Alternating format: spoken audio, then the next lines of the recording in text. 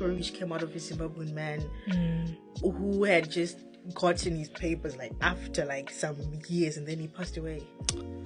So that was the caller guy. So that was inspired by that story, because soon after he got them, after all these years, he passed away. And you're just like, this is so sad. Yeah. This is really, really sad, and it's a reality for so many people. Yeah. So I really wanted to put it out there. And I know it's a very sad story because people say African literature is sad, but that was my reality at that moment.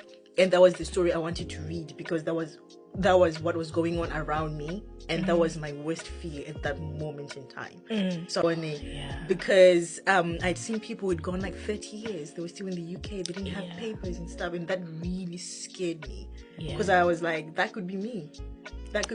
And I was like 21, 22, and I was like, imagine in 20 years I'm just waiting for this to happen. And so I wrote that out of fear.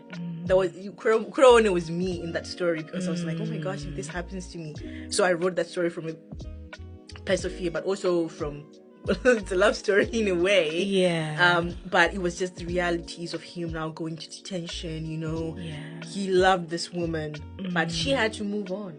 You know, such is life. She couldn't wait. She couldn't wait, because she also had to think about herself. And it might seem as if she was being selfish, but I think to an extent she now had to think of herself, like, okay, love, yes, but also where are we going?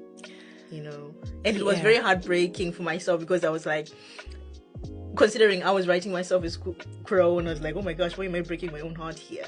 But I was just looking at the realities, because I've heard stories of people giving up on people they love because of the situation.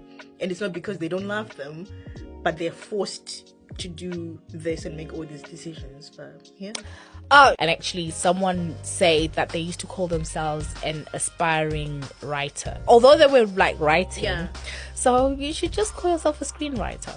I think you're actually not the first person to tell me that, because I think I've been saying that for a very long time, that I'm an aspiring writer. But because I don't know, I think it's that thing of wanting to be recognized everywhere for me to be like, oh, okay. No. Because I think I also did the same with author, because my book is almost 2 now.